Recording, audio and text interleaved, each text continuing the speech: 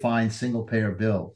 And I have a website that I built with 40 of my peers over a period of a whole year working every Saturday for 2 hours on Zoom. It's called www.ourhealth.pub, ourhealth.pub. Yeah. And essentially, it was originally named the California Lifetime Care Health Act to replace long-term care. But then I changed the name because I wanted to generalize and simplify the thinking about this thing. We're talking about our, which is all of us, and health, which we have to define because you can't buy health at any price. It's not for sale.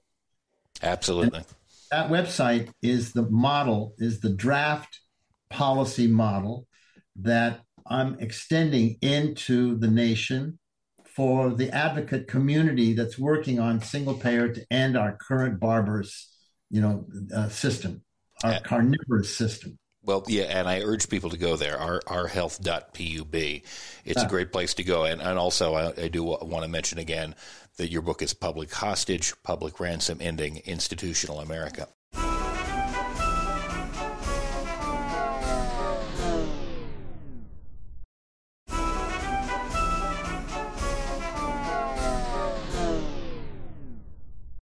One other topic that I want to get into, and I think we're on the same page in terms of single payer health care.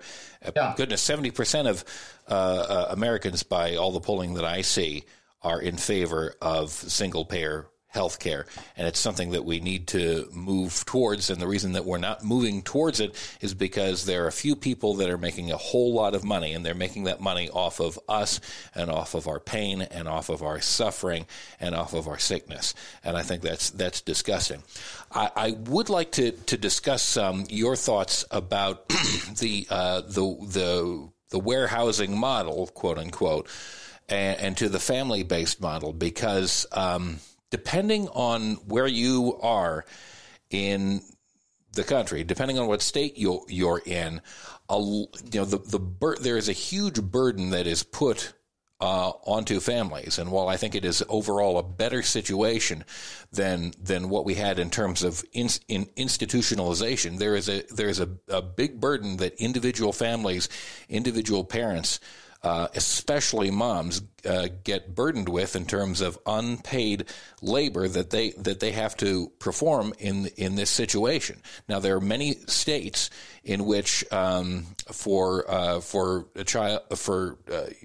children with disabilities, parents are able to get paid hours for doing that work, and there are other places where they are not. And I was following very closely the recent passage of a bill in Oregon that allowed, in a very limited way, even though it was opened up during the pandemic, for parents of medically involved children to be able to be paid as caregivers, and then they shut the door at the end of that window. And I'm wondering how we go about that in a way that opens that up, because it's a total patchwork. It depends on where you are. Some states are open about it and allow it, and others are just starting to, but are really parsimonious about the resources that they provide for parents, and other states don't allow it at all. And I'm wondering what your thoughts are in that system, so that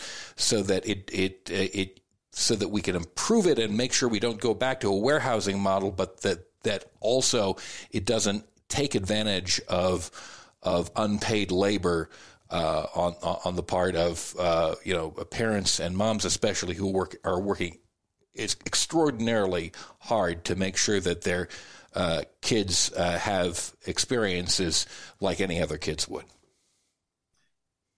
So you know that my whole life has been in this field. This is my specialty, is working with kids with special needs. That means I'm working with families with kids with special needs. Yeah. And I'm totally clear about what you're talking about. Because I was the coordinator of the single payer model, our health model, I built into that model my understanding of the need for individualized planning and to buy out all front end medical debt as we go into the transformation. That means whatever people currently owe in the way of medical debt, we would buy that out roughly at a penny per $100. And there's a fellow by the name of Jerome Ashton, who has a major website called Ending Veteran Medical Debt, which is going to show up in the middle of November. Just That's brilliant great. Strategy. He's reduced the debt for 10 billion people. Meanwhile, to go right to your question, there are 41 million people in America. So we're a country of what, 330 million? 41 million people are currently trapped in having to take care of some dependent member of their family for no reimbursement. Yeah. Notwithstanding that, for example, in California, we have a program called In-Home Support Services, which may be replicated under different names in different states in order to fund people that have the need to have somebody in their home to take care of them. And there's a patchwork of post-hospitalization, physical therapy and rehab services and occupational therapy that work for a short period of time, covered by Medicare for about 30 to 40 days, and then shifting over to Medicaid for the remainder of that coverage.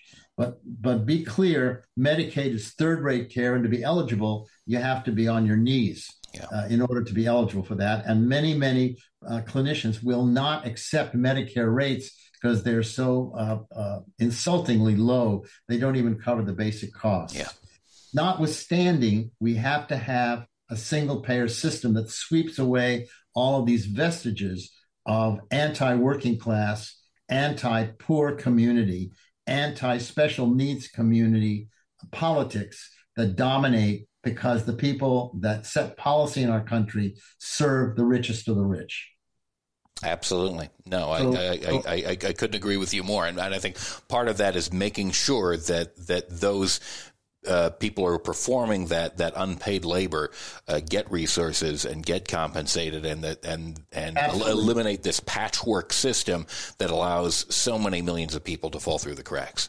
All the dead end work that's going on, the job lock that people experience, the mind-numbing work that people have to suffer in order to kind of just get a shred of medical coverage somehow. Yeah. The security work and all of the stuff that's going on, all that needs to be swept away. I mean, all that is the result of the oligarchs in our country essentially concentrating their multi-billion-dollar wealth at the expense of the entire mass of the people. You know, it's the 99% of us that really are paying the livelihoods of the 1% as we suffer and as our children suffer. We could transform this country profoundly. We need a vision so the central policy to begin to transform the society has to do with universal health care. It would address the climate issue. It would address poverty. It would address job lock. It would address medical debt. It would address tuition debt. For example, in the model that we're proposing, we would globally budget all public post-secondary professional health education training in the country in order to trade year for year for tuition coverage for a year of service in an urban or a rural desert somewhere in the country, by establishing a health corps, a volunteer health corps. And so people That's a great idea. The bill is set up for California. We have probably somewhere in the vicinity of 60% of our state does not have a variety of specialists like gynecologists, for example, obstetricians in probably 60% of the state of California. I mean, it's so outrageous, and we live with it. And people tend to think that the problem is theirs alone. They don't get that we are all in the same boat. We are all being exploited, and that we could have the most ideal, almost utopian society if we began to organize and unify around our own interest. What happens, though, is when we challenge the oligarchs and their system, they essentially own all the major mass media. MSNBC, for example, is owned by the pharmaceutical industry. When you look at MSNBC, what I love, I watch Rachel Maddow, I watch all those people. Right. So Donald, every other ad is a drug ad. Every other ad is an automobile ad. Yeah. So when you want to look whether or not you're getting real information, you look to see who's advertising on that particular venue. If you're seeing drug companies and product companies and auto companies, if you're seeing the capitalist system there, you know that you're only getting a partial truth. Yeah. It's filtered through the advertisers, and they're not going to buck the system for the people who are paying their bills. And you'll always have to be very cognizant of where that comes from. This has been fascinating information, and I really appreciate the degree to which you have taken the lessons that you've learned in your life, in your experience, and directed them towards shifting not only that institution, not only that system, but the healthcare system as a whole. And I really appreciate that you have taken the effort and channeled your wisdom and talents towards that end, because we need it more than ever before.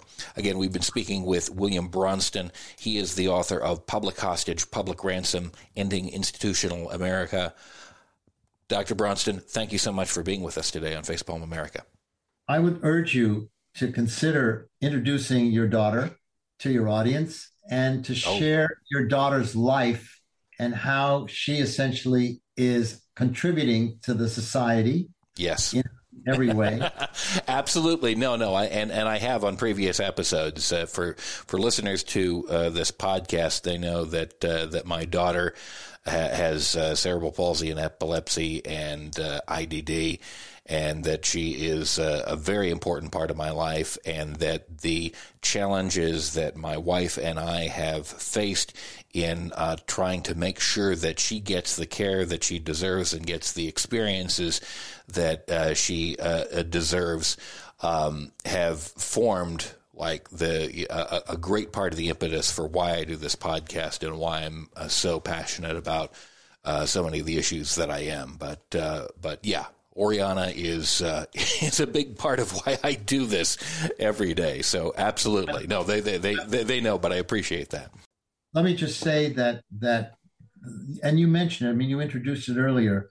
It is the organized families around the defense organizations like United Cerebral Palsy, mm-hmm.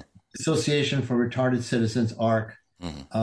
National Autism, the Down Syndrome Congress, all of these citizen defense organizations that have been organized in order to press for the inclusion of their children into a respected society is one of the most significant political powers in our society. In addition to organized elders, which is another major population that's organized for social and health justice.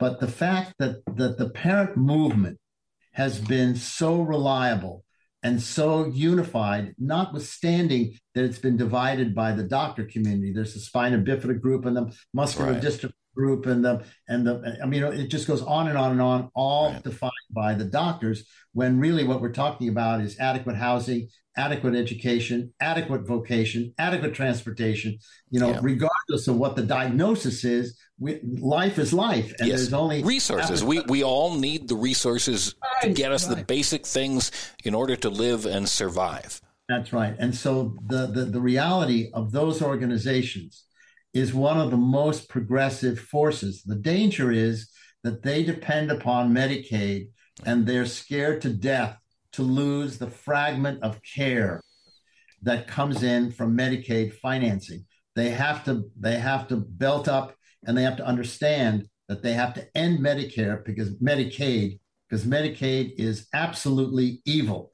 It is evil wherever it penetrates. It is going to undermine the quality of life and limit choices, democracy, and quality, in people's lives. I am very happy to sweep up the fractured, pieces of the current healthcare system if we can replace it with one comprehensive, universal, single-payer system. It'll be the best in the world. We don't have to copy anybody else, and we don't have to have the limits that any other country has already had as they move along the road towards the ideal. We can create an American system that will be the model for the rest of the world. We have the money. We're already spending it, and it would cost pittance to everybody in terms of minor amounts of money, a couple, $300 a month, maybe, in terms of adding to the already, a $4.4 trillion that we're now spending, 18% of the GDP. We're there. We're there. We're paying for it. We're just not getting it. Yeah, And yeah, we're paying for something, and what